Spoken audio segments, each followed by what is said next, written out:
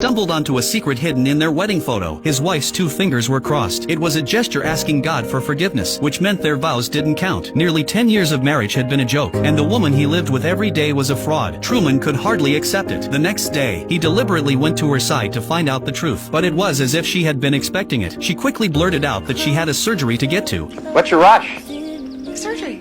His wife was never that busy, but today, she was acting completely out of character. It only made Truman more certain of his suspicions, so he said, I'll cross my fingers for you. It was the kind of obvious lie a child could see through, but she pretended not to hear. A second later, she forced a professional smile. Of course, Truman caught it instantly. The moment she wasn't looking, he grabbed his coat and followed her. He wanted to know exactly what she was hiding, but as soon as he stepped into the hospital, a staff member stopped him, saying an emergency surgery was in progress. It was exactly as Truman had suspected. He turned as if to leave, then quickly doubled back. Strangely, it wasn't just staff blocking his way. Even patients in wheelchairs were trying to stop him. When he finally reached the operating room door, he saw something unbelievable. The moment the surgeon brought down the scalpel, the patient sat straight up wide awake and screamed for help. It was clear his wife wasn't really a doctor, but Truman had no idea the lies went far beyond her. The entire world he lived in was fake. He had been inside a massive enclosed studio set all his life. The sun was a giant spotlight. The moon was the control center, and the crew worked here every day. It was the world's largest reality show, and Truman had been born into it. Countless hidden cameras captured his every move. Over 1.7 billion people around the globe had watched him grow up. The sky was fake. The moon was fake. Even the people around him were fake. His parents and his wife were actors. He was the only one who didn't know. For everyone else, it was just acting. For Truman, it was reality. He had been living in a lie for 30 years. That's exactly why the show had been a ratings champion. People would gather in front of their TVs any chance they got, just to watch this real life unfold. But the truth always finds its way out. One morning, Truman greeted his neighbors like he always did. They responded warmly, as always. Oh, and in case I don't see you,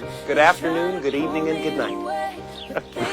He had lost count of how many times they'd exchanged that same line, but just as he was about to get in his car, something fell from the sky. Startled, he walked over to check. It was a spotlight. He had no idea what it meant, so he brushed it off. But just as he was about to drive to work, the radio suddenly interrupted with breaking news. A plane had malfunctioned over town, dropping some of its parts. It was an obvious attempt to calm his doubts. Later, passing by the newsstand, he bought a magazine like always. At work, when no one was watching, he tore out a page with a woman's photo. That page would matter later. Then his boss came over with a new assignment, to visit a client on Harbor Island. It was far away, and Truman didn't want to go, but his boss warned that if he didn't close a deal soon, he'd be fired. Reluctantly, Truman agreed, but as he headed toward the ferry, he saw a sunken boat, and suddenly, an old memory came rushing back. When he was young, he'd gone sailing with his father. A sudden storm hit. His father fell into the water and was gone. It was all staged by the director, but Truman had been traumatized ever since, afraid of both the sea and boats. This business trip was also staged. The director knew Truman had been thinking